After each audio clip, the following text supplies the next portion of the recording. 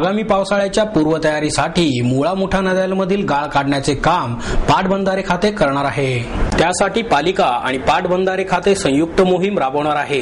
पालिका क्षेत्रातून वाहणाऱ्या नदीपात्रातील गाळ काढण्यासाठी पालिकेने पाटबंधारे खाते यांना आवश्यक ते मनुष्यबळ, मशिनरी आणि इंधन उपलब्ध करून देण्यास स्थायी समितीने मान्यता दिली।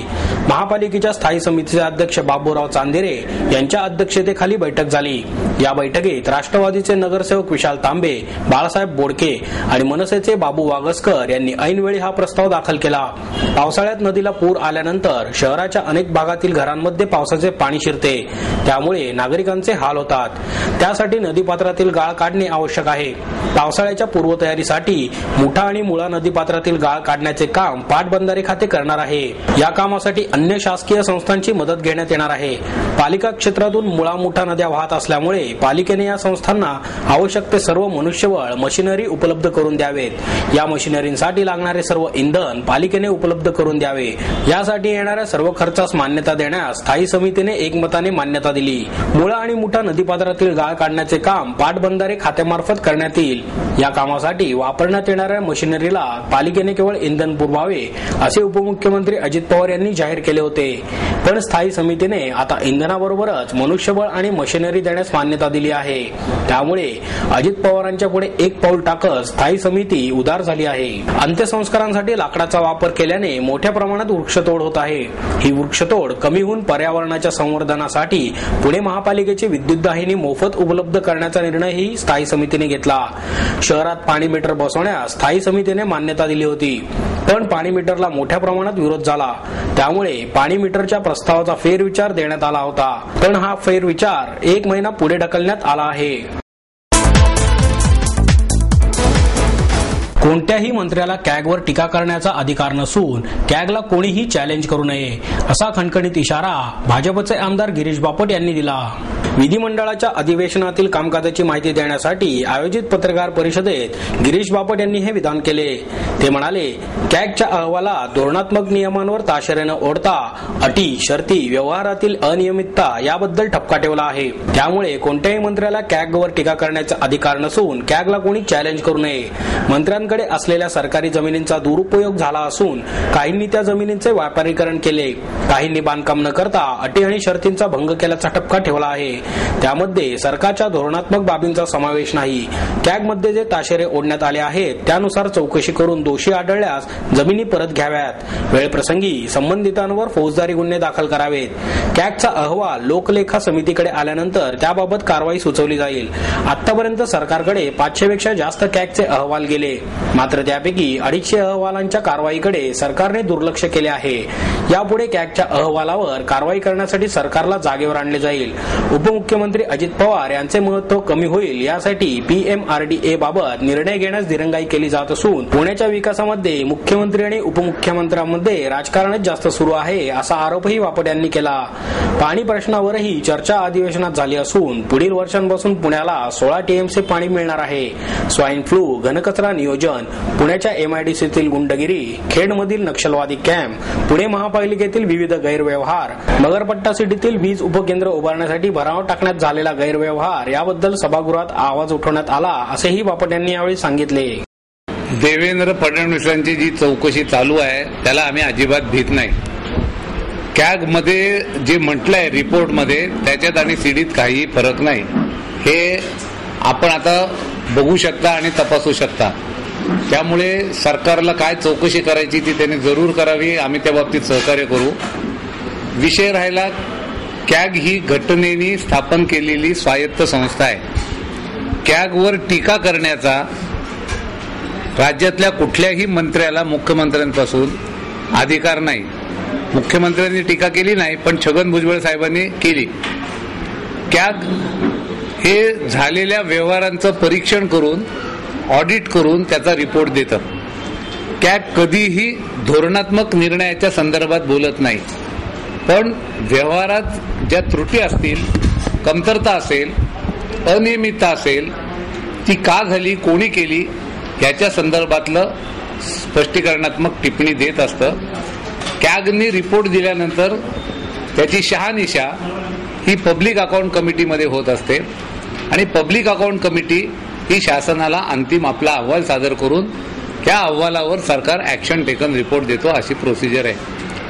आता कॅगने जे मुद्दे उपस्थित केलेत आणि विशेषतः मंत्र्यांच्या संदर्भात आहेत, त्याच्यामध्ये दिलेल्या जमिनी द्याव्यात का नाही ह्याच्यावर कॅग काहीच म्हटलेलं नाही. कॅगनी दिलेल्या जमिनीची प्रतिपूर्ती केली नाही, अटी शर्तींचा भंग झालेला आहे, विहित मुदतीत बांधकामं केली नाहीत आणि म्हणून ही अशा पद्धतीनं ₹1 नाममात्र भाडं किंवा अत्यल्प दराला ज्यांनी जागा घेतल्या त्यांनी त्या जागेचा दुरुपयोग केला किंवा वापर गैर केला. काहींनी त्याच्यात कमर्शियल ऍक्टिव्हिटीज दाखवल्या, काहींनी त्याच्यात रेस्टॉरंट दाखवली. अशा पद्धतीने देखील कॅगनी म्हटलेलं आहे आणि ते सगळे अहवाल तिथे आहेत. त्यामुळे कॅगला कोणी चॅलेंज करावं असं मला वाटत नाही. कॅग म्हणजे फासावर चढवत नाहीत, तर वस्तुस्थितीची टिप्पणी देणारी ती संस्था आहे. त्यांचं म्हणणं त्याच्यामध्ये असतं आणि आमच्या कमिटी पुढे येऊन पुन्हा त्याचं स्पष्टीकरणात्मक ज्ञापन देता येतं. खात्याला देता येतं, एखाद्या मंत्र्याला हवे तर देता येतं, एखाद्या एनजीओला देता येतं, एखाद्या शैक्षणिक संस्थेला देता येतं. पण कॅगने आपला अहवाल फायनल केल्यानंतर सरकारने परत हे ठरवायचं आहे की या अनियमिततेबद्दल आपण काय करावं. लंडनच्या प्रसिद्ध रॉयल कॉलेज ऑफ सर्जन्सची MRCSE परीक्षा देण्यासाठी आता इंग्लंडला जाण्याची गरज भासणार नाही. भारतासह दक्षिण आशियाई देशांतील विद्यार्थ्यांसाठी या परीक्षेचे विशेष केंद्र पुण्यात MIT मध्ये सुरू करण्यात आले आहे. MIT मध्ये नव्याने सुरू झालेल्या या केंद्रात सोमवारी 22 विद्यार्थ्यांनी ही परीक्षा दिली. यापैकी 7 विद्यार्थ्यांनी ही परीक्षा उत्तीर्ण करत वैद्यकीय क्षेत्रातील प्रतिष्ठेची MRCSE मान्यता मिळवली. MRCSचे परीक्षा केंद्र MIT मध्ये सुरू करण्यासंदर्भात MIT school of health sciences आणि रॉयल कॉलेज ऑफ सर्जन्स मध्ये सोमवारी सामंजस्य करार झाला. MITचे संस्थापक doctor Vishwanath Karad, royal college of सर्जनचे प्रमुख Mike Parker, doctor Umesh Nagare, doctor Suchitra Nagare यावेळी उपस्थित होते. MBBS उत्तीर्ण आणि सर्जरीमध्ये पदव्युत्तर शिक्षण झालेले विद्यार्थी MRCSला बसण्यास पात्र असतील.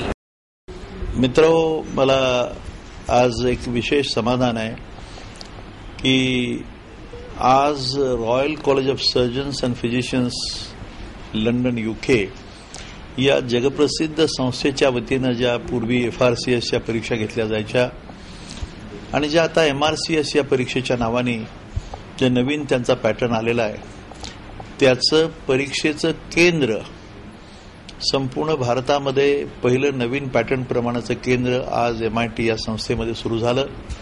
आणि आज मार्क पॅटरसन त्यांच्या ज्या परीक्षा पद्धतीचे जे प्रमुख आहेत, हेड आहेत, ते आणि आमच्या MIT school of health sciences या संस्थेमध्ये एक करार झाला आणि त्या करारावर आज सह्या करण्यात आल्या आणि आजपासूनच खरं म्हणजे त्या क्षेत्रातल्या परीक्षेचीही सुरुवात झाली.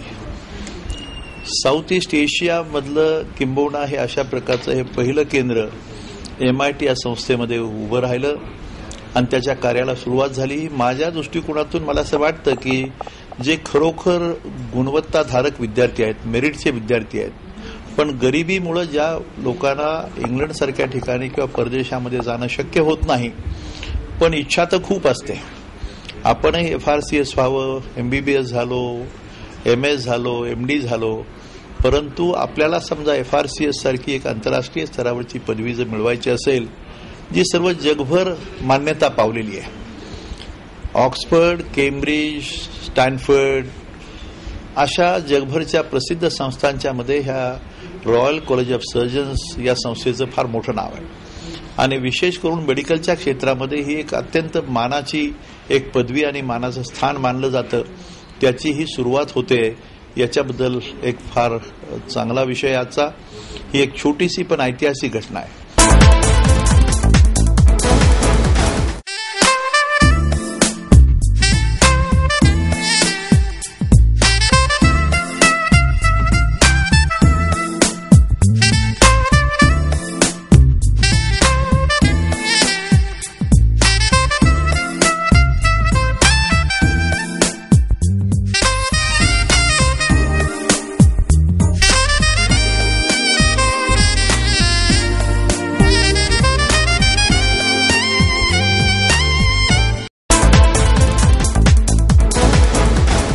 अंगणवाडी कर्मचारी सभेच्या वतीने संघटनेच्या रौप्य महोत्सवानिमित्त 28 आणि 29 एप्रिल रोजी अधिवेशनाचे आयोजन करण्यात आले आहे, अशी माहिती अंगणवाडी कर्मचारी सभेचे जिल्हाध्यक्ष नितीन पवार यांनी पत्रकार परिषदेत दिली.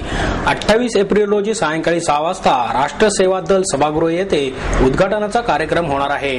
महापौर वैशाली बनकर, मृणाल गोरे, डॉक्टर बाबा आढाव, महिला आणि बाल कल्याण आयुक्त राजेंद्र चव्हाण, अंकुश काकडे, कमल व्यवहारे, सेवा दलाचे कार्यकारी विश्वस्त डॉक्टर अभिजित वैद्य यांच्यासह पुरोगामी महिला संघटनांच्या नेत्या यावेळी उपस्थित राहणार आहेत. 29 एप्रिल रोजी मृणाल गोरे यांच्या अध्यक्षतेखाली सकाळी 11 वाजता गणेश कला क्रीडा मंच येथे मुख्य अधिवेशनास सुरुवात होणार आहे. महापौर वैशाली बनकर, पिंपरी चिंचवडच्या महापौर मोहिनी लांडे तसेच जिल्हा परिषदेचे अध्यक्ष दत्तात्रय भरणे यांच्यासह ज्येष्ठ कामगार नेते डॉक्टर बाबा आढाव, हिंदू मजदूर सभेचे राष्ट्रीय अध्यक्ष शरद राव, राज्य अध्यक्ष हनुमंत ताटे उद्घाटनाच्या सत्रास उपस्थित राहणार आहेत, असेही यावेळी सांगण्यात आले. सनई चौघड्यांच्या मंजुळसुरात मैत्र युवा फाउंडेशन सावली संस्थेतील विशेष मुलांचे भावला भावली विवाहबद्ध झाले. सनई चौघड्यांचा मंजुळसूर, मोहक रांगोळ्यांनी सजलेले अंगण, फुलामाळांचे तोरण, सर्वत्र लगीन गायने ओसंडून वाहणारा उत्साह, देवब्राह्मणांच्या साक्षीने घेतलेली मंगलाष्टके, हे आम्ही मुलाकडून आम्ही मुलीकडून अशा खटाळ वातावरणात बोवल्यावर बसलेला मैत्र युवा फाउंडेशन सावली संस्थेतील विशेष मुलांच्या भावला संदेश आणि बाहुली अपेक्षा यांचा आगळावेगळा विवाह संपन्न झाला. लग्नानंतर खास बग्गीतून वाजत गाजत बँडसह सुभाषनगर येथील जयश्री हॉल येथून वरात काढण्यात आली. अभिनेत्री कीर्ती शिलेदार, बाल कलाकार अंशुमन जोशी, अभिनेता संतोष जुवेकर, मंगेश देसाई, पोलीस निरीक्षक नीलम जाधव आदींनी वधूवरांस शुभेच्छा आणि शुभाशीर्वाद दिले. खास बग्गी आणि बँडसह भावला भावलीच्या वरातीत शाळा चित्रपटातील अंशुमन जोशी याने मुलांच्या आनंदात सहभागी होत नाचण्याचा आनंद लुटला. मुलांनीही यावेळी ताल धरला. दया नको, भीक नको, मदत हवी, सर्व धर्म समभाव, जरी भासती आम्ही अपूर्ण, आम्ही अशक्यावरही करू मात, असा संदेश देणारे फलक घेऊन या विशेष मुलांनी सामाजिक संदेश दिला. नीलम जाधव म्हणाल्या, आपल्याला विशेष वाटणारी ही मुले खऱ्या अर्थाने विशेषच असतात. त्यांच्यातील निरागसता आणि जिद्द ही दैवी देणगीच आहे. बहुविकलांग मुलामुलींना समाजाच्या मुख्य प्रवाहात आणण्यासाठी या कार्यक्रमाचे आयोजन करण्यात आले असून दरवर्षी अशा प्रकारचा उपक्रम राबवणार असल्याचे संस्थेचे अध्यक्ष संकेत देशपांडे यांनी सांगितले. श्री वासुदेव निवास आणि विश्व महायोग संमेलन समितीच्या वतीने विश्व महायोग संमेलन भरवण्यात येणार आहे. 1 ते 3 मे या कालावधीत परमपूज्य लोकनाथ तीर्थ स्वामी महाराज यांची जयंती आणि नारायण काका ढेकणे महाराज यांच्या रौद्रशांती वर्षानिमित्त कर्नाटक हायस्कूल येथे विश्व महायोग संमेलन आयोजित करण्यात आले असल्याची माहिती श्याम खैरे यांनी दिली. विश्व महायोग संमेलनासाठी जगातील 50 विविध देशांमधील 350 प्रतिनिधी 2 मे रोजी देशाच्या विविध राज्यांतील सुमारे 15,000 साधक लॉ कॉलेज येथील मैदानात सायंकाळी 6:30 वाजता सामूहिक साधना कीर्तनासाठी जमणार असून 3 मे रोजी नारायण काका ढेकणे महाराज यांचे सध्याच्या धकाधकीच्या जीवनात वाढते ताणतणाव, व्यसनाधीनता, आरोग्य समस्या आणि भविष्यासाठी होणारी ओढाताण यावर प्रात्यक्षिकांसह प्रवचन होणार आहे. एरंडवाणा येथील पंडित दीनदयाळ महाविद्यालयात महाप्रसादाचा कार्यक्रम आयोजित करण्यात आला आहे.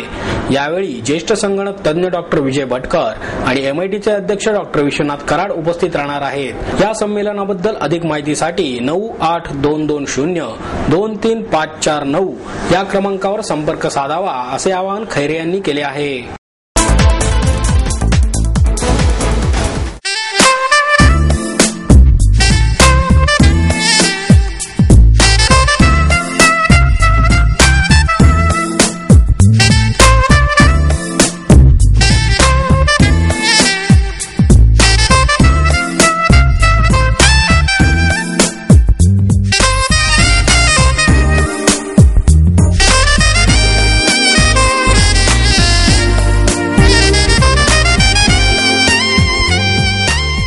आणि याबरोबरच हे बातमीपत्र संपलं. पुन्हा भेटूया उद्या याच वेळी. नमस्कार.